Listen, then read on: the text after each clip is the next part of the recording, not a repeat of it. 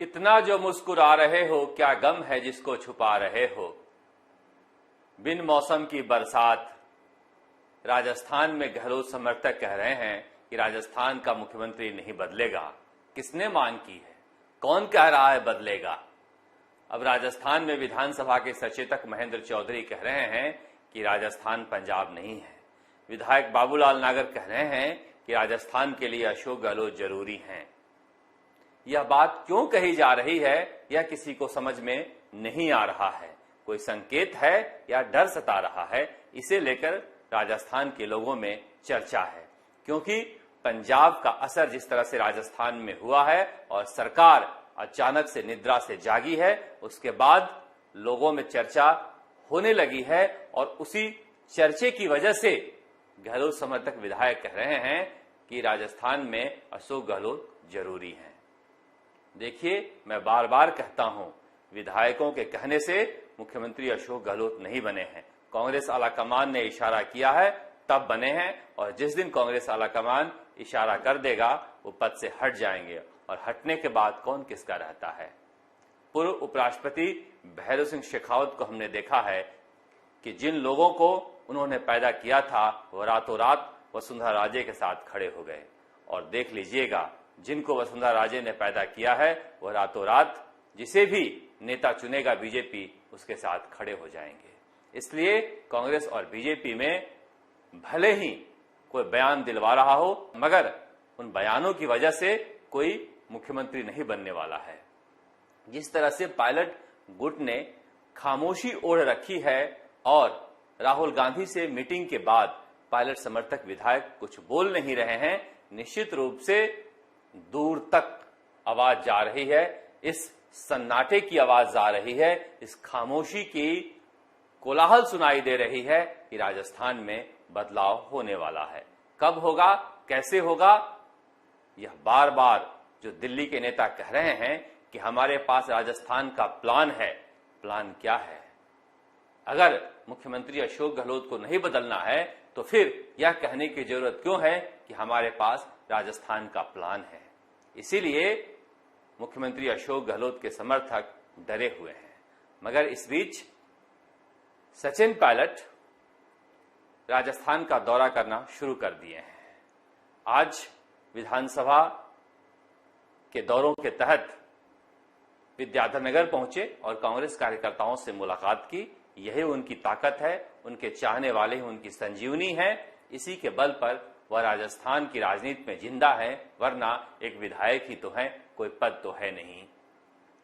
यही वजह है कि सचिन पायलट नवजोत सिंह सिद्धू की तरह बिना कोई पद का फिलहाल रहना चाहते हैं और जनता के बीच अपना जनाधार मजबूत करते रहना चाहते हैं। मगर कहा जा रहा है कि कांग्रेस नेतृत्व इन्हें कोई जिम्मेदारी देना चाहती है। अब यह पंजाब की तरह राजनीति करेंगे या फिर राजस्थान में या केंद्र में कोई नई भूमिका तलाशेंगे, यह नवरात्रा के बाद साफ हो जाएगा, जब राजस्थान में मंत्रिमंडल विस्तार हो जाएगा तो। लेकिन बार बार कहा जाता है कि राजस्थान और पंजाब के राजनीति का मिजाज अलग है। यह बात सही भी है, क्योंकि राजस्थान में एक विधायक मुलाकात करके आता है सचिन पायलट से तो अगले दिन वह वक्त मांगने लगता है अशोक गहलोत से मिलने के लिए। तो राजस्थान के लोगों का जो मिजाज है राजनीति करने का, कि दोनों घर में पांव रखना चाहते हैं, बाउंड्री पर बैठे रहना चाहते हैं कि जिधर सत्ता आएगी उधर कूद जाएंगे। इसीलिए राजस्थान में सिद्धू की तरह सचिन पायलट के लिए राजनीति करना आसान नहीं है। मगर सच है कि कांग्रेस आलाकमान के ऊपर अब सारा दारोमदार है। देखिए, राजनीति जो है वो संकेतों का खेल है, और संकेत काफी दूर तलक जाते हैं। इसीलिए कांग्रेस में खामोशी के अंदर एक कोलाहल है, क्योंकि संकेत आया है। अब संकेतों की बात कर लेते हैं। देखिए, अचानक से देश भर में गुजर राजनीति में कितने महत्वपूर्ण हो गए हैं। उत्तर प्रदेश के मुख्यमंत्री योगी आदित्यनाथ नोएडा में राजा भोज की प्रतिमा का अनावरण करके आए हैं। यहां पर कल मुख्यमंत्री अशोक गहलोत ने कैबिनेट में यह फैसला लिया है कि भीलवाड़ा में, बिजौलिया में महाविद्यालय का नाम वीर पुरुष विजय सिंह पथिक के नाम पर होगा। हालांकि इन्हें समाजों से जोड़कर नहीं देखा जा सकता, ये महान लोग हैं, मगर नेता जब कोई कदम उठाता है तो राजनीति में लोग मान के चलते हैं कि उनके निशाने पर वोट की चोट है, इसीलिए राजनीति को लेकर चर्चा होती है।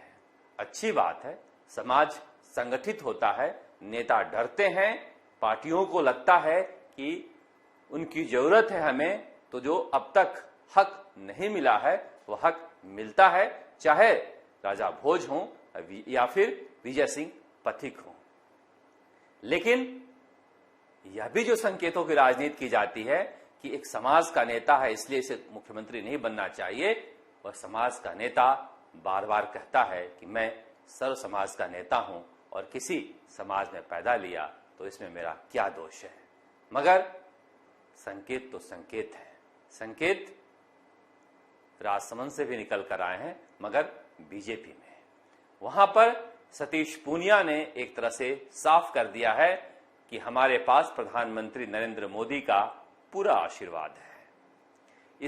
इशारों में उन्होंने कह दिया कि मैं नरेंद्र मोदी का आदमी हूं। जिसे समझना है वह समझ ले बीजेपी की राजनीति में कि सतीश पूनिया को फ्री हैंड है, और जिसे राजनीति करनी होगी 2 सालों तक कम से कम सतीश पूनिया के पीछे पीछे चलना होगा। और बीजेपी ने यह साफ कर दिया है कि अब चेहरे को लेकर हम राजनीति नहीं करेंगे, हमारे पास सत्ता है, संगठन है, लोग हैं, तो फिर क्यों हम चेहरे के पीछे मरें। जिस तरह की राजनीति 20 सालों में या फिर राजस्थान में बीजेपी की राजनीति रही है वह चेहरों पर चलती रही है, बाकी राज्यों से जुदा रही है। बीजेपी चाहती है पूरे देश में एक समान हम राजनीति करें, जहां पर चेहरा कोई न हो, और चेहरा कोई ना हो यह कहना सीधे सीधे पूर्व मुख्यमंत्री वसुंधरा राजे के लिए चेतावनी है कि आपका टाइम हो गया है। अब वसुंधरा राजे कोई चेहरा बीजेपी के लिए नहीं रहेंगी। राजसमंद से कम यह संदेश पूरे राजस्थान में दे दिया गया है, यह बात कहकर कि कोई सोचता है कि हमारे चेहरे पर कोई पार्टी जीतती है तो उसके लिए यह साफ साफ संदेश है। और सतीश पूनिया निश्चित रूप से वहां से मजबूत होकर निकले हैं। कांग्रेस भी यही अब करने वाली है।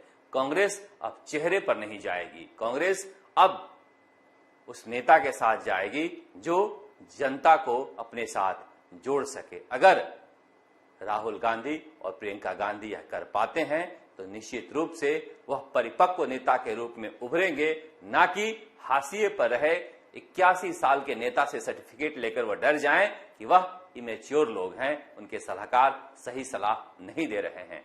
देश तो यही कह रहा है कि पहली बार कांग्रेस ने कोई साहसिक फैसला किया है और इस साहसिक फैसले को आगे लागू करते रहे, क्योंकि फैसले असफल हो जाते हैं मगर नेता वही होता है जो फैसला करता है। इसीलिए कांग्रेस के लिए बड़ा वक्त है कि राजस्थान में भी नई तरह की राजनीति शुरू करे, और पिछले 40 सालों से जिस एक व्यक्ति के इर्द गिर्द राजस्थान की राजनीति घूम रही है और 20 साल से पार्टी किसी व्यक्ति का जेबी संगठन बनी हुई है, उससे मुक्ति दिलाए, और कांग्रेस कार्यकर्ता जो दिन रात चुनाव में मरते हैं, लड़ते हैं, उन्हें हक मिले। अब 2 साल का वक्त बचा है, 2 साल के वक्त में भी अगर कांग्रेस के कार्यकर्ताओं को अगर यह नहीं लगा कि हम इस सरकार के हिस्सा हैं, तो फिर अगले चुनाव में क्यों मेहनत करेंगे। विधायक मलाई खा रहे हैं और कार्यकर्ता सड़क पर घूम रहे हैं। जिस तरह की राजनीतिक नियुक्तियां होनी थी अब तक नहीं हो पाई।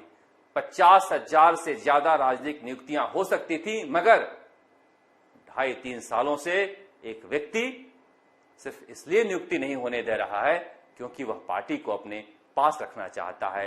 यह गलत है। इसलिए प्रियंका गांधी और राहुल गांधी इस रास्ते पर निकले हैं, कम से कम उम्मीद करना चाहिए कि कांग्रेस का उससे भला होगा। राजस्थान तक के लिए जयपुर से शरद कुमार।